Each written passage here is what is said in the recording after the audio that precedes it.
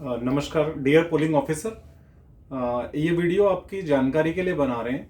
इस बार गवर्नमेंट की तरफ से कुछ थोड़ा सा अमेंडमेंट आया था हमारे पोलिंग बूथ के लिए कि जिस रीजन में आपको वोट करना है उस पोलिंग बूथ पर दूसरे रीजन के वोटर भी आके वोट कर सकते हैं। इसको हम एनीवेयर वोटिंग बोलते हैं, यानी कि अदर रीजन वोटिंग।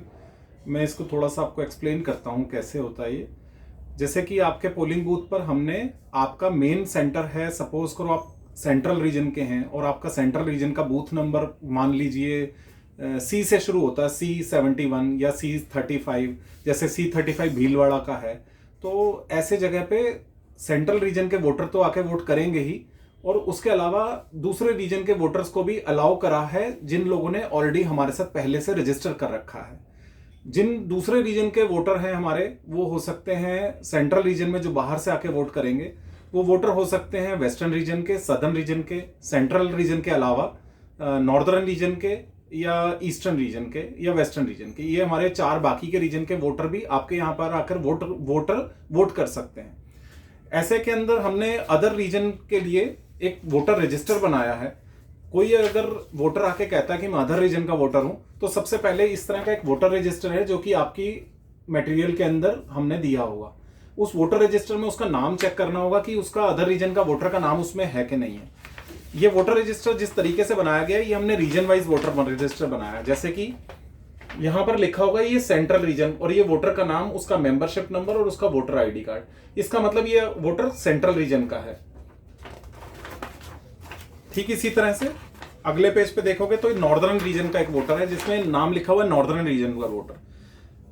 अगर उस व्यक्ति का नाम इस रजिस्टर ऑफ वोटर के अंदर है अदर रीजन का, तभी वो वोट देने के लिए एलिजिबल है। अगर उस व्यक्ति का नाम इस वोटर रजिस्टर में नहीं है तो वो एलिजिबल नहीं है वोट देने के लिए। और दूसरा चीज जो ध्यान देने वाली है वो ये है कि अगर वो नॉर्दर्न रीजन में रजिस्टर किया है वोटर, तो उसको नॉर्दर्न रीजन का ही बैलेट पेपर मिलना है। कोई और रीजन का वोटर नहीं, कोई और रीजन का वोट उसको नहीं दे सकते, बैलेट पेपर नहीं दे सकते। तो इस चीज का ध्यान रखना पड़ेगा।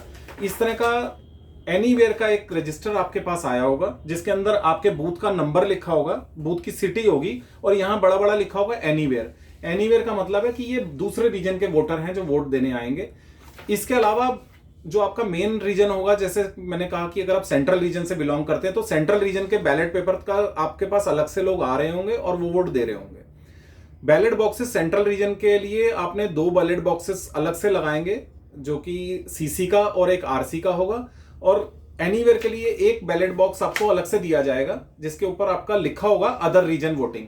तो वो तीसरा बैलेट बॉक्स लगेगा एनीवेयर जहां पर भी है। तो तीन बैलेट बॉक्स लगेंगे। अगर 2 दिन की पोलिंग है तो 3 बैलेट बॉक्सेस 3 तारीख को लगेंगे, और अगर 2 दिन की वोटिंग में दूसरा दिन 4 तारीख है तो दूसरे दिन भी आपको 3 बैलेट बॉक्सेस नए प्रोवाइड किए गए हैं, तो वो आपको नए बैलेट बॉक्सेस लगाने हैं। जब वोटर की आइडेंटिटी आप देख लेंगे, उनके सिग्नेचर करवा लेंगे, तो अगर आपको आइडेंटिटी के लिए वो अपना मेंबरशिप कार्ड दिखाएंगे या अपना कोई भी गवर्नमेंट का प्रूफ दिखा सकते हैं। इसके अलावा वो सिग्नेचर कार्ड भी हमने एक आपको प्रोवाइड किया अदर रीजन का, जिसमें उनकी फोटो भी लगी हुई है।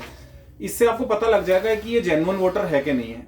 अगर आपके पास ये दोनों चीजें हैं तभी आप उनको उस रीजन का वोटर मानते हैं कि हाँ ये वैलिड है और आप इनको बैलेट पेपर दे सकते हैं। अगर ऐसा उनके कोई व्यक्ति आपके पास आता है और अदर रीजन का बोलता है लेकिन उसका नाम इस रजिस्टर वोटर में नहीं है, तो आप उसको उसका वोट इनवैलिड माना जाएगा और उसको आप वोट बैलेट नहीं देंगे।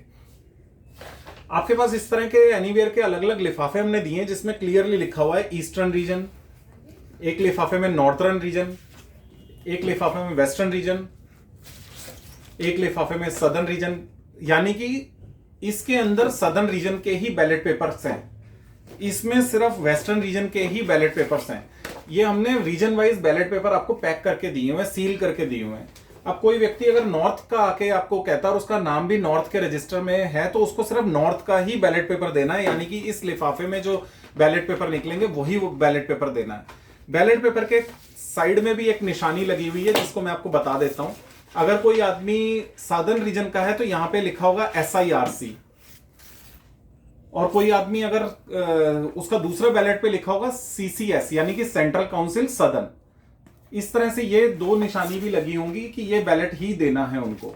इस बैलेट पेपर के ऊपर एक काउंटर फॉइल होगी, जिसको काउंटर फॉइल पे आपको खुद के साइन करने हैं और आपको वोटर के साइन करवाने हैं, मेंबरशिप नंबर लिखना है और फिर इसको इस तरह से फाड़ कर आप उनको दे देंगे और काउंटर फॉइल आपको अपने पास ही रखना है।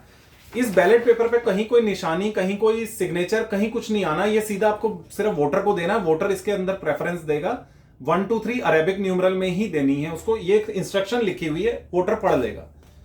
तो ये बेसिकली एनीवेयर फर्स्ट टाइम हो रहा है हमारे पास, इस वजह से इसके लिए हमारे पास एक चैलेंज है।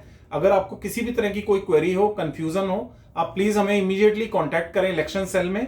मेरा नंबर लिख लीजिए 9717529005।